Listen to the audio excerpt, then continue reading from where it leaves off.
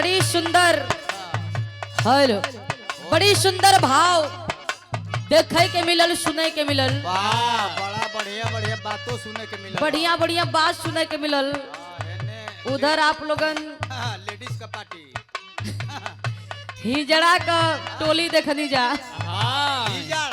हाँ हो हिजड़न के टोली हिजड़न का फौज है भैया। उमेश भैया जल्दी रहे। उधर से हिजड़न का टोली हिजड़न का गाना सुननी आप लोग। एहर से प्योर लड़की का सुने के मिली आप लोग। वही में जीजा फूफा भैया कुल बना इसौका महुआर वाला हुआ जका तुहार भैया आइल बना ना भैया नहीं खाऊं मैं एमे खाली जीजा हुआ आ एक जनी बड़ी सुंदर वाह बढ़िया बढ़िया गीत सुने के मिलल। कई गो रूप देखे के मिलल। लेकिन हमारे मास्टर साहब कुछ संकेत करत हुआ।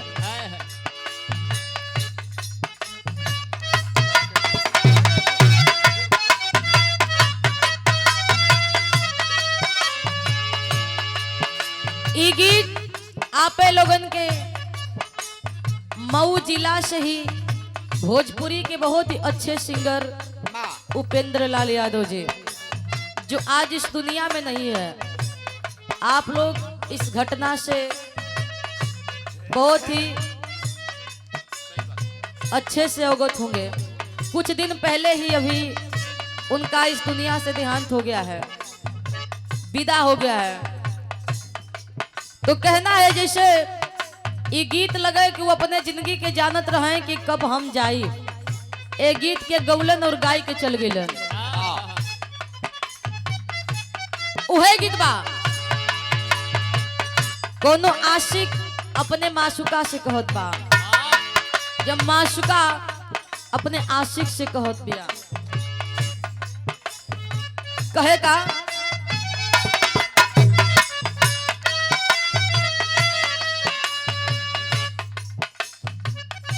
हई तहरा जिंदगी के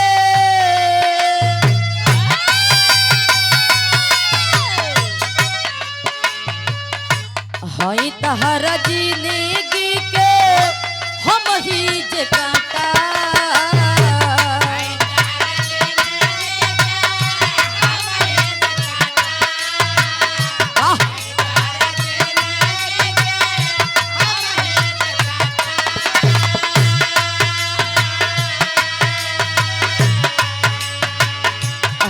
तहरा जिंदगी के हम ही जे काटा। तो दुनिया से जात बानी बाय बाय टाटा टाटा।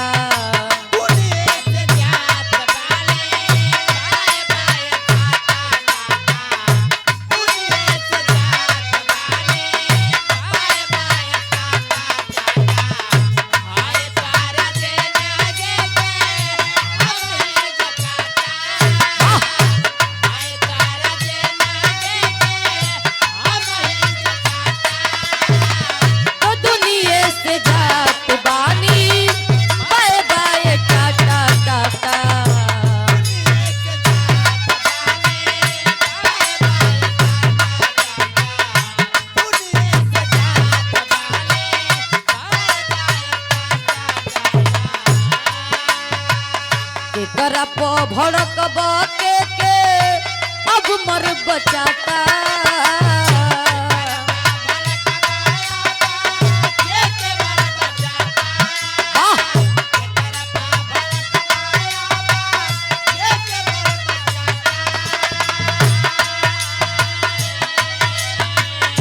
करा पो भड़क के अब मर बचाता। से जात बानी बाय बाय टाटा टाटा।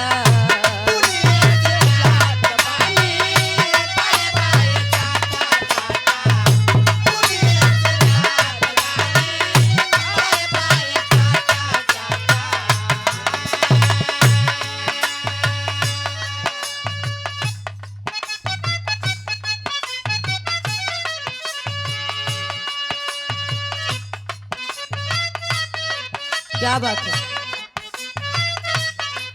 देखा भैया लोगन, इतनी बड़ गलती, इतनी बड़ गद्दारी केहू करेला भला केहू के संगे।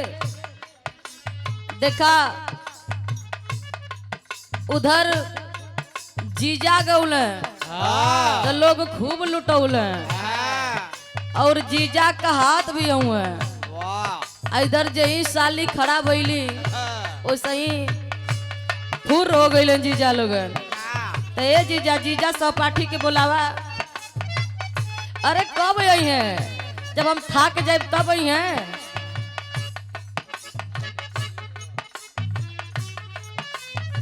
नहीं तो ये जीजा अपने निकालो।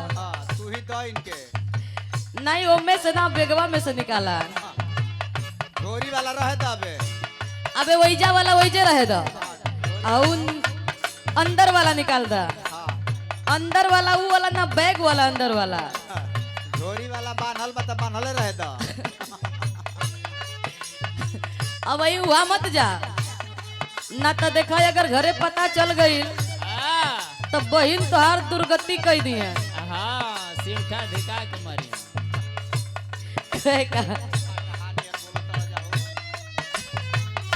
कहना बका हई तहरा जिंदगी के हम ही जे काटा।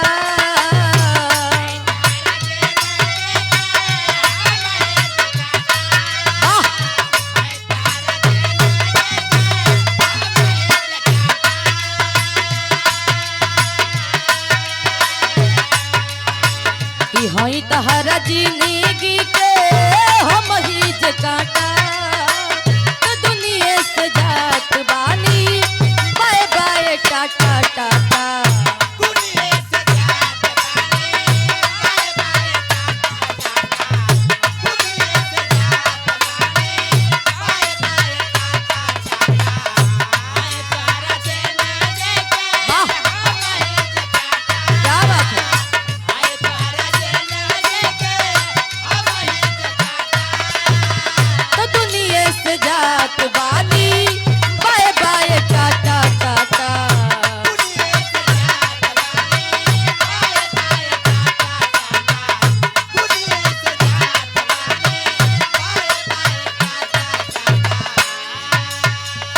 करप भड़क बके के अब मर बचाटा।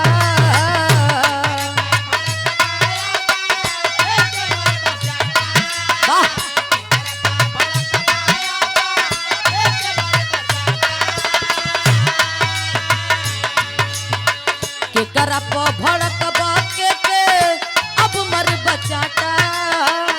दुनिया से जात बानी बाय बाय टाटा टाटा।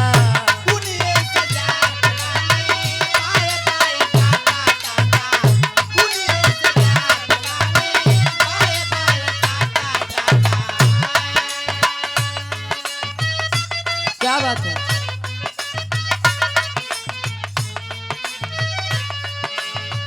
कोके बियाह जिंदगी जी हो रही के।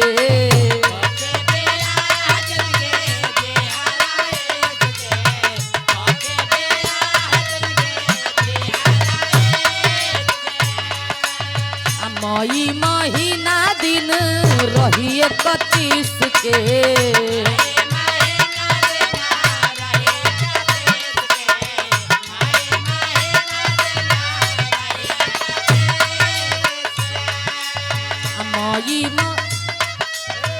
कोके बियाह जिंदगी जी हो रईस के।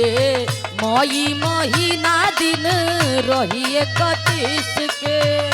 लइकवा कहे कि जिंदगी जी हो तू पियावा के साथ रही के।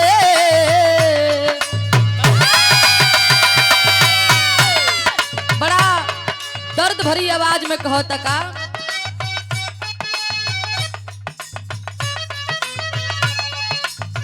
कि डोली चढ़ी हो तू पियावा के हाथ धर के।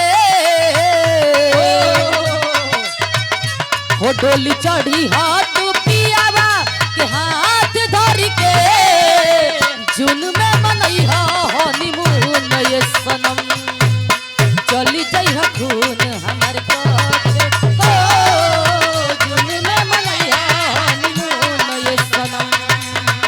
चली गई है खून हमारा